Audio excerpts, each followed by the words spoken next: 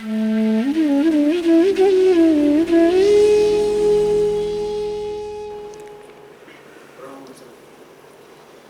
जी, मेरे साथ में ऐसा था कि जैसे पहले कुछ जैसे लगता था कि ये गलत काम सा है, ये गलत आदत है। जब मैं करने जा रहा हूँ उस काम को तो अंदर से मतलब एक ऐसी आवाज़ सी आती थी अपोजिट में कि भाई नहीं, सही नहीं है ये, मतलब।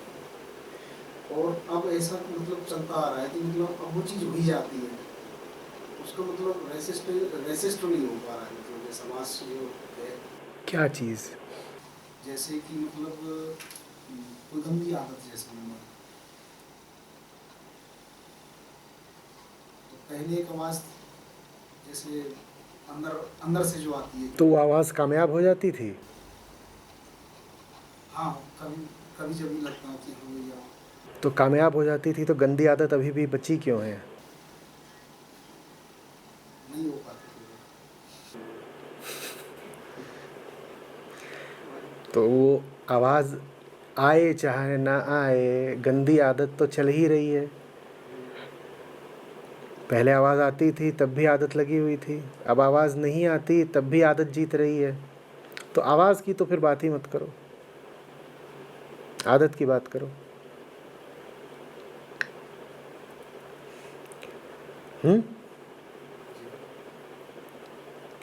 समझ रहे हो बात को?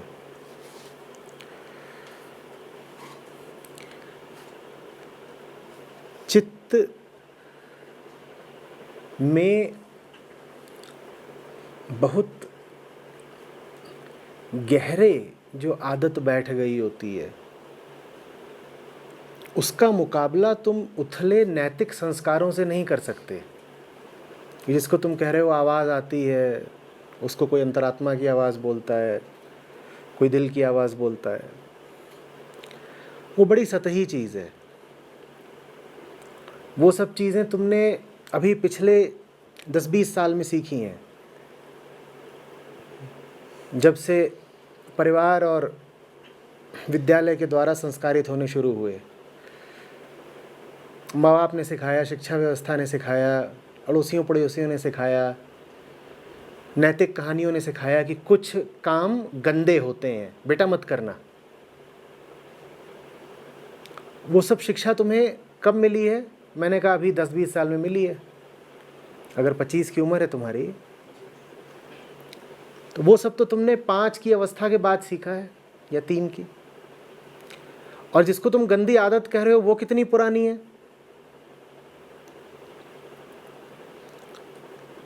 उसका संबंध अक्सर गहरी वृत्तियों से होता है। मोह, लोभ, भय, काम, ईर्ष्या, परिग्रहण, चोरी, यही सब है ना जिन्हें तुम गंदी आदतों का नाम दे रहे हो। गुस्सा होकर किसी का सर फोड़ दिया,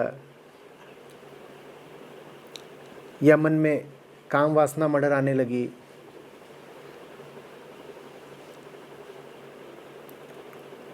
कहीं कुछ देखा तो उसको चुरा के ले भागने का विचार आ गया। यही सब गंदी आदतें।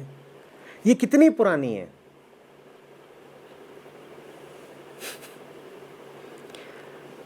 अरे ये बड़े बुजुर्ग लोग हैं, इनके उम्र अनुभव का कुछ तो सम्मान किया करो। तुम्हारी सारी नैतिक शिक्षा, मैंने कहा हद से हद 20 साल पुरानी है। और ये जो गंदी वृत्तियां हैं ये कितनी पुरानी हैं?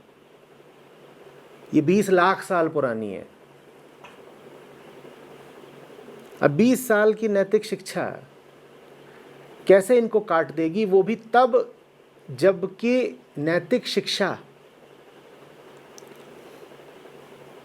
और ये गहरी वृत्तियां हैं दोनों कुछ पराई सी ही चीज। या तो ऐसा होता कि इन दोनों में से कोई एक तुम्हारी अपनी होती, हार्दिक होती, आत्मिक होती। न तो वृत्तियां तुम्हारी आत्मिक हैं, न तुमने जो शिक्षा ग्रहण कर ली है वो आत्मिक है, वृत्तियां तुम्हें दी है प्रकृति ने, और नैतिक शिक्षा तुम्हें दी है समाज ने। दोनों ही तुमको अपने हृदय से, अपनी आत्मा से तो मिल नहीं रही ना। ये अलग बात है कि वो वृत्तियां इतनी गहरी बैठ जाएं कि तुम कहो कि मेरा दिल कर रहा है कि आज किसी का सर फोड़ दूं, पर उसमें दिल की कोई बात है नहीं, है वो प्राकृतिक ईर्ष्या या द्वेष भावना ही। या कि नैतिक शिक्षा को तुम इतना ज्यादा अपना मान लो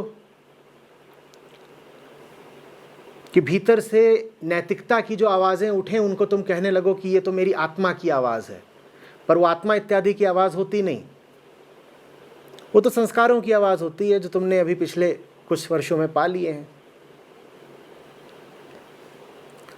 तो हमने कहा कि तुम तो हो शुद्ध निर्मल सच्चिदानंद आत्मा, और जो सब गड़बड़ वृत्तियां हैं वो तुमको मिल रही हैं प्रकृति से। वो तुमको किसी ने सिखाई पढ़ाई नहीं है, वो तो जब तुम्हारा जन्म हुआ था तो माँ के गर्भ से लेकर के आए थे। किसी को सिखानी पड़ती है क्या काम वासना? वो तो बच्चे के जन्म के साथ उसमें मौजूद होती है। भय और मोह और लोभ सिखाने नहीं पड़ते, वो तो बच्चे में गर्भ में भी मौजूद होते हैं।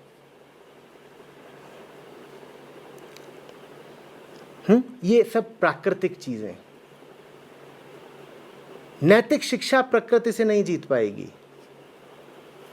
प्रकृति को तो वही काट सकता है जो प्रकृति से ज्यादा बलवान और ज्यादा गहरा हो। नैतिक शिक्षा 20 साल पुरानी, प्रकृति तुम्हारी 20 लाख साल पुरानी।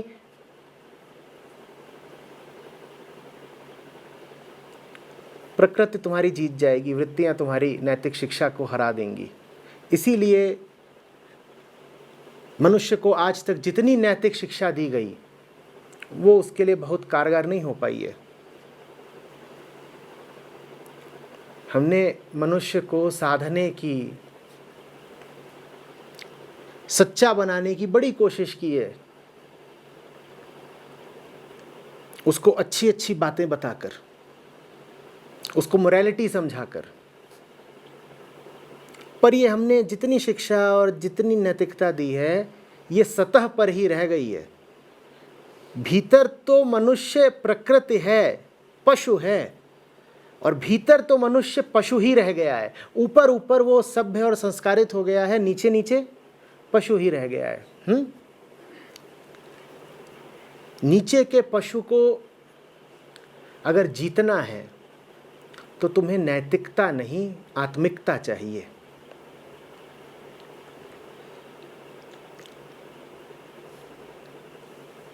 नैतिकता सतही, उससे गहरी तुम्हारी पाशविकता, और पाशविकता से भी कहीं ज्यादा सच्ची और गहरी है तुम्हारी आत्मिकता, तुम्हारी हार्दिकता। जिन्हें अपनी पाशविकता को, जिन्हें अपनी वृत्तियों को, जिन्हें अपने प्रकृति प्रदत्त गुणों को जीतना हो, उन्हें आत्मा की शरण में जाना पड़ेगा। नैतिक शिक्षा से काम नहीं चलेगा। अध्यात्म अकेला है जो इन तथाकथित गंदी आदतों से तुम्हें मुक्ति दिला सकता है। और अध्यात्म में भीतर से कोई आवाज इत्यादि नहीं उठती। अध्यात्म का अर्थ नहीं है कि भीतर तुमने कोई चौकीदार पहरेदार बैठा लिया और वो तुम्हारी सारी हरकतों पे निगाह रखे, और जब तुम कोई गंदी हरकत करने चलो तो वो भीतर से कहे जागते रहो। अध्यात्म में ऐसा नहीं होता। अध्यात्म में समझा जाता है। अध्यात्म नहीं कहेगा कि कोई अच्छी हरकत करो और कोई गंदी हरकत मत करो। अध्यात्म में कोई पूर्व निर्धारित अच्छी या बुरी हरकत होती ही नहीं। जो तुम्हें रोशनी की ओर ले जाए सो अच्छा, जो तुम्हें अंधेरे में ढकेल दे सो बुरा। जो तुम्हारी नज़र साफ करे सो अच्छा, जो तुम्हारे भ्रमों को और गहरा दे सो बुरा।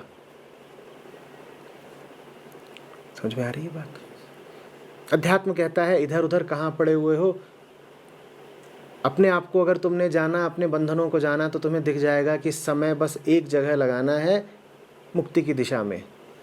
अगर सिर्फ मुक्ति की दिशा में समय लगाना है तो इन सब व्यर्थ आदतों और प्रपंचों में समय क्यों बर्बाद कर रहे हो?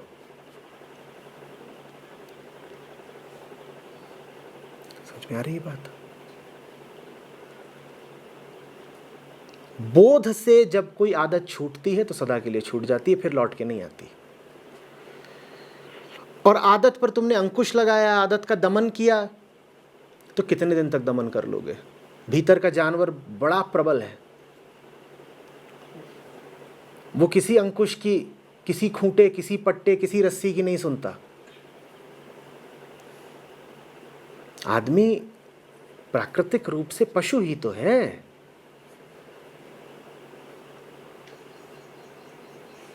जंगल से अभी अभी निकले हैं हम, पशु ही हैं। भीतर का गोरिल्ला बड़ा खूंखार है, बड़ी ताकत है उसमें। उसको ये जो तुम कक्षा में बैठकर अच्छी अच्छी कथाएं सुनते हो, उससे थोड़ी जीत पाओगे। भीतर बैठा है गोरिल्ला और सुना रहे हो तुम उसे मोरल स्टडीज, जीत लोगे क्या उसको?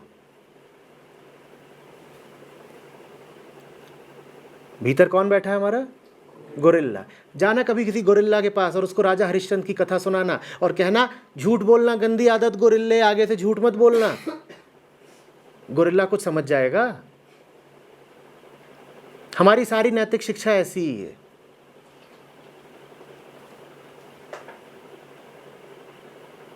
भीतर बैठा है कामातुर हाथी, वो काम वासना में बिल्कुल पगलाया जा रहा है और तुम उसे जाकर सत्यवान सावित्री की कहानी सुना रहे हो। वो हाथी शांत हो जाएगा? भीतर हमारे जानवर बैठा है, उससे ये सब नैतिक कहानियां सुनाकर, नैतिक शिक्षाएं देकर तुम शांत नहीं कर पाओगे। उसे तो तुम शांत कर सकते हो सिर्फ उस पशु से आगे बढ़कर, उस पशु से तादाद में न रखकर।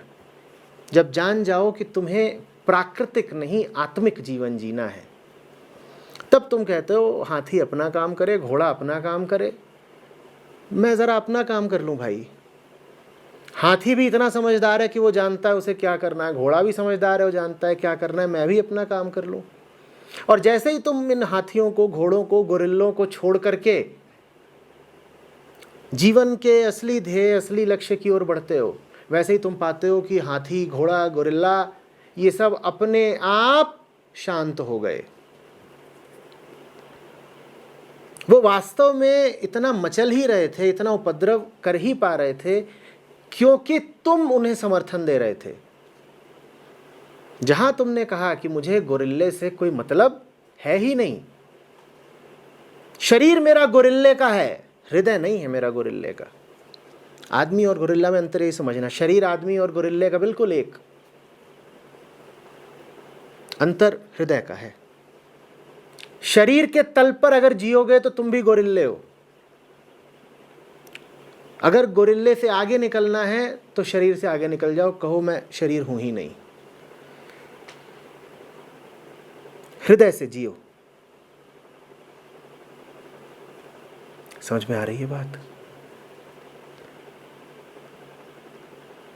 जब तक तुम्हारे जीवन में शरीर की मांगों की पूर्ति ही एक बड़ा लक्ष्य रहेगा, तब तक तुम इन तथाकथित गंदी आदतों से मुक्त नहीं हो पाओगे।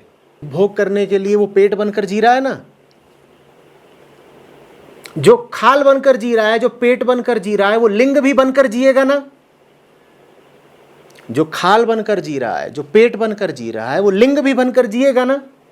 अब वो आकर शिकायत करे कि मुझे हस्तमैथुन की गंदी लत लग गई है, क्या करूं? तो मैं कहूंगा पहले जो शरीर संबंधी दूसरी गंदी लतें हैं उनको तो छोड़ भाई। तू दिन भर जो नौकरी कर रहा है वो हस्तमैथुन जैसी ही गंदी आदत है।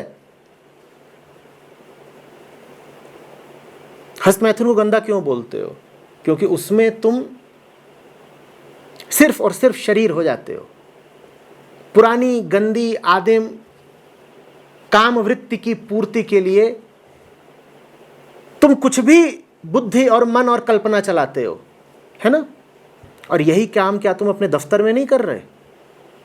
दफ्तर में भी तो शरीर मात्र हो, और शरीर की मांगों की पूर्ति के लिए तुमने अपनी बुद्धि बेच दी, अपनी कल्पनाएं बेच दी, अपनी सृजनात्मकता बेच दी। दफ्तर में भी तो यही कर रहे हो ना बेटा? तो ऐसे समझ लो कि आमतौर पर दफ्तरों में जितने लोग भरे हुए हैं वो दफ्तरों में सुबह से शाम तक हस्तमैथुन ही कर रहे हैं। दफ्तर हमारे और क्या है? कामना पूर्ति के अड्डे ही तो हैं। शारीरिक मांगों की पूर्ति के लिए ही तो दफ्तर जाते हो ना।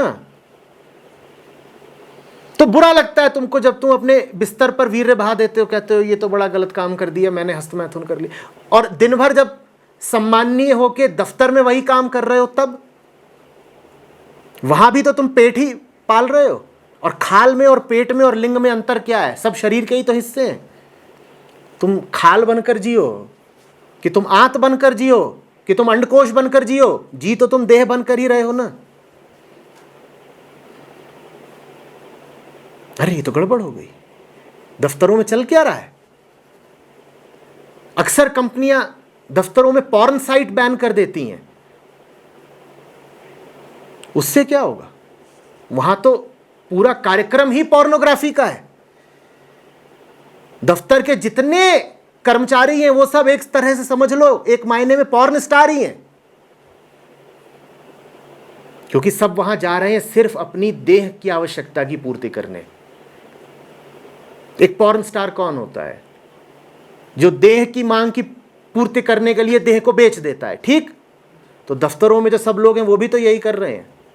होंगे कुछ अपवाद, 1%, मैं उनकी बात नहीं कर रहा, कृपा करके वो क्रोध ना खाएं। पर 99% लोग दफ्तरों में और क्या कर रहे हैं? पॉर्न का काम ही तो चल रहा है। देह की मांग पूरी करने के लिए देह को बेच दिया, बुद्धि को बेच दिया, सब कुछ अपना बेच दिया ताकि पेट चलता रहे। और पेट माने पेट ही नहीं होता, सब कुछ जो तुम खा रहे हो इंद्रियों से भी, वो भी तो भीतर के एक सांकेतिक पेट में ही जा रहा है ना। टीवी खा रहे हो, फ्रिज खा रहे हो, विदेश यात्रा खा रहे हो, तमाम तरह की लग्जरीज विलासिताएं खा रहे हो, वो भी खा ही रहे हो। उसको भी यही मान लो कि वो भी रोटी सब्जी डोसा अचार ही है। कंज्यूम ही तो कर रहे हो ना, उपभोग ही तो कर रहे हो। चाहे मुंह से करो, चाहे कान से करो, चाहे आंख से करो, चाहे खाल से करो।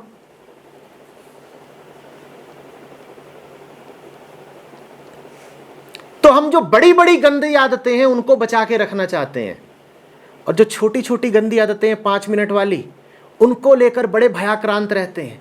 बड़ी नैतिक समस्या खड़ी हो जाती है। आचार्य जी मैं तो बड़ी गंदी आदतों का शिकार हो गया। उफ, मैं कहता हूं तुम्हारा जीवन ही ऊपर से लेकर नीचे तक एक समग्र रूप से गंदी आदत है। उसकी बात करो ना। ये छोटी छोटी गंदी आदतें क्या बता रहे हो? क्या आचार्य जी मेरे बेटे को गंदी आदत लग गई है। क्या? वो दुकान से सामान उठा उठा कर भागता है, क्लेप्टोमैनियाक हो गया है। अच्छा, और आप क्या हैं? मैं सीए हूं। और आप जो अपने क्लाइंट को टैक्स चोरी सिखाते हो रोज, वो क्या है? तुम्हारा पूरा घर ऊपर से लेकर नीचे तक चोरी के पैसे से भरा हुआ है, और तुम शिकायत करने आए हो अपने 8 साल के नुन्नू की कि मेरा नुन्नू 5 रुपए की पेंसिल चुरा के भाग गया। और तुम जो 500 करोड़ का टैक्स चुरा रहे हो सरकार का, उसकी कौन बात करेगा? तुम्हारे तो शरीर की कोशिका चोरी के पैसे से चल रही है, उसकी बात नहीं करना चाहते। बड़ी आदतें सुधार लो, छोटी आदतें अपने आप ठीक हो जाएंगी।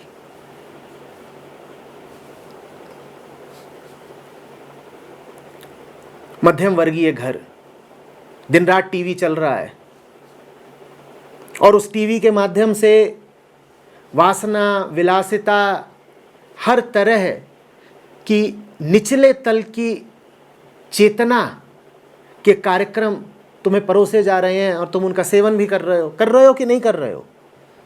उसके बाद तुम्हारे नुन्नू और नन्ही को गंदी आदतें लगी हों, वो किसी को चांटा मारते हो, कहीं झूठ बोलते हो, बात बात में रोते हो, खींचते हो, तो इसमें अब ताज्जुब क्या है? पर देवी जी अपनी नन्ही को लेकर के आएंगी, कहेंगी ये मेरी नन्ही रोती बहुत है, पड़ोस के लड़कों से लड़ती है, बाल खींचती है, गुस्सा करती है, इसको गंदी आदत लगी है। देवी जी, सर्वप्रथम गंदी आदत आपको लगी है, आपका पूरा घर गंदी आदत से भरा हुआ है। वो गंदी आदतें ठीक कर दो, नन्ही ठीक हो जाएगी। तो मैं कहना ये चाह रहा हूं कि हम देह से तादाद में रखकर जो जीवन जी रहे हैं वो मौलिक गंदी आदत है, उसको ठीक करो, उसके बाद इन छोटी छोटी गंदी आदतों की बात करना। गोरिल्ला बनकर जियोगे अगर, तो फिर ये शिकायत मत करने आना कि मैं केले क्यों चुराता हूं। अरे गोरिल्ले हो तो केला नहीं चुराओगे क्या? सोचो, फलों की मंडी से गोरिल्ला गुजर रहा है और इधर उधर केले के ठेले, तो क्या करेगा? क्या करेगा? बोलो क्या करेगा? अरे चुरा के खाएगा और क्या करेगा? कभी देखा नहीं है सब्जी मंडी में सांड घूम रहा होता है तो क्या करता है? क्या करता है? मुंह मारता रहता है इधर उधर। अब तुम शिकायत किस बात की करना चाहते हो कि गोरिल्ले ने एक केला उठाकर खा लिया, या इस बात की शिकायत करना चाहते हो कि मैं गोरिल्ला हूं ही क्यों? चुनाव कर लो अभी। दोनों तल पर शिकायतें की जा सकती हैं। एक शिकायत यह है कि गोरिल्ले ने एक केला चुराकर खा लिया, और दूसरी शिकायत यह है कि मैं गोरिल्ला हूं क्यों? क्या आवश्यक है मेरा गोरिल्ला बनकर जीना? बोलो कौन सी शिकायत करनी है? और ये शिकायत अगर कर लो तो केले इत्यादि की जो समस्याएं हैं वो अपने आप हल हो जाएंगी। पर ये बड़ी शिकायत हम करेंगे नहीं, हम छोटी छोटी शिकायतें करेंगे। हम अपने गोरिल्ला को मोरल साइंस पढ़ाते हैं। कहते तू गोरिल्ला बना रहे, पर तू मोरल गोरिल्ला बन जा, नैतिक गोरिल्ला बन के जी तू। तो दुनिया भर में तुमको जो लोग दिख रहे हैं ना, सम्माननीय भद्रजन, समाज के श्रेष्ठ लोग, जो बड़े तुमको सभ्य, सुविचारित, सुसंस्कारित लगते हैं, वो अधिकतर क्या है? नैतिक गोरिल्ले। ऊपर से नैतिक, भीतर से गोरिल्ले। बच के रहना। इनसे ऊपर ही ऊपर के रिश्ते रख लो तो ठीक है। अगर जरा इनसे आगे के रिश्ते रखे और नैतिकता का इनकी अगर नकाब उतरा, तो भीतर का गोरिल्ला तुम्हें कहीं का नहीं छोड़ेगा।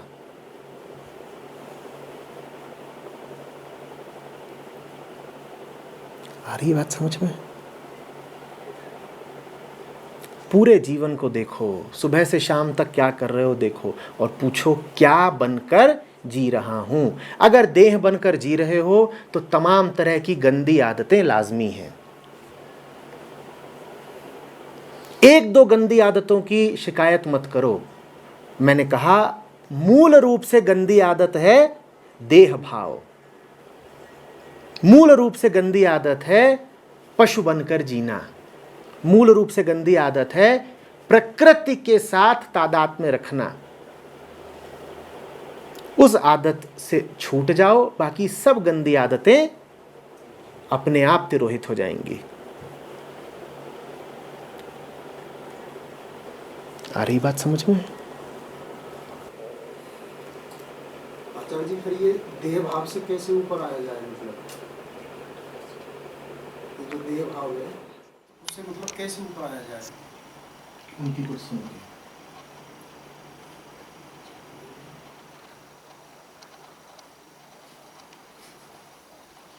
जो आपने बताया कि भाई देह भाव है, हम छोटी छोटी आदतों को अपना मतलब बड़ा वो बना ले रहे हैं मुद्दा। तो जो देह भाव है उससे मतलब फिर प्रयास बताया तो, सुबह से शाम तक कैसे जी रहे हो उसमें देखो कि तुम क्या बनकर जी रहे हो। देह भाव से मुक्ति तो तब मिलेगी ना जब पहले तुम्हें अपने देह भाव का संज्ञान होगा। आमतौर पर हम यही सोचते रहते हैं कि हम तो बड़ा बढ़िया जी रहे हैं, हमें ये पता ही नहीं होता कि हम गोरिल्ला बनकर जी रहे हैं। तो पहले तुम में ये जागृति तो उठे कि मैं गोरिल्ला बनकर जी रहा हूं, उसके बाद खुद ही अपने आप से एक खीज उठती है, अपने ही प्रति एक वितृष्णा उठती है। आदमी को जैसे स्वयं से ही एक घिन सी आती है और आदमी उससे मुक्त होता है। देखो कि गोरिल्ला बनकर जी रहे हो और देखो कि गोरिल्ला बनकर जीने का फल क्या भोग रहे हो।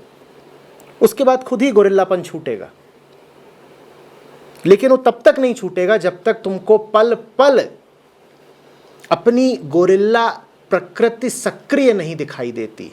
तुम्हें देखना होगा कि वो सक्रिय रूप से तुमको नचा रही है। गोरिल्ला मात्र भीतर बैठा नहीं है, तुम पर वो सक्रिय रूप से हावी है। एक एक कदम गोरिल्ले का है,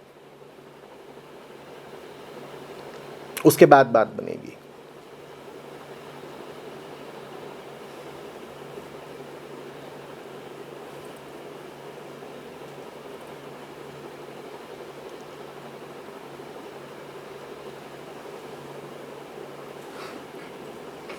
आचार्य जी, बुद्धि का क्या योगदान है? वो किसको बल प्रदान करती है, उसको कैसे? बुद्धि अपने मालिक की सेवक है। अहम बुद्धि का राजा है। अहम जो चाहता है, बुद्धि बोलती है जी हुजूर अभी करती हूं। बुद्धि की अपनी कोई व्यक्तिगत सत्ता नहीं होती। बुद्धि अहम की परिचारिका है। तुम बुद्धि से जो कराना चाहो वो कर देगी। समझ लो जैसे उपकरण है बुद्धि। तो इसीलिए बुद्धिमान होना अपने आप में कोई गुण नहीं है। अगर तुम्हारी अहम वृत्ति बिल्कुल दुष्टता और षड्यंत्र से भरी हुई है तो तुम्हारा बुद्धिमान होना बड़ा खतरनाक होगा। तुम उस बुद्धि का उपयोग करके न जाने कितनी हिंसा, कितना दुराचार करोगे।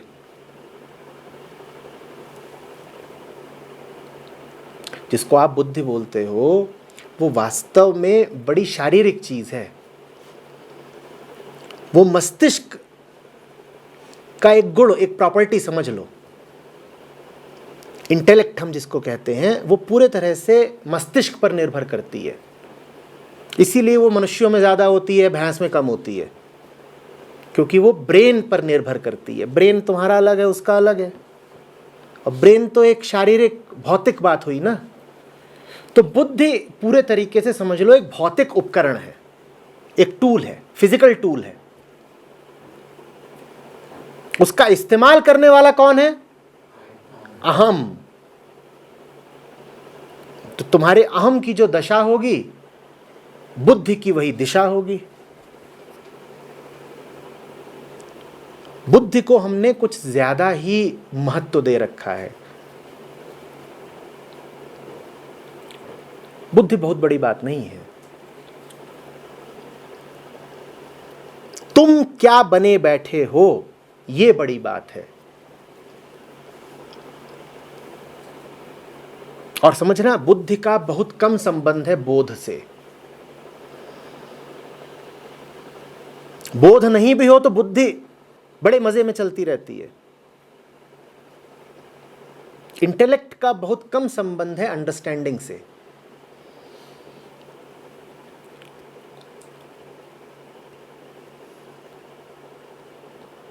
इतने इंटेलेक्चुअल हैं, वो कुछ समझते थोड़े ही हैं। इंटेलेक्ट से अंडरस्टैंडिंग थोड़े ही आ जाती है। कॉम्प्रिहेंशन आ सकता है, विश्लेषण आ सकता है, एनालिसिस आ सकता है।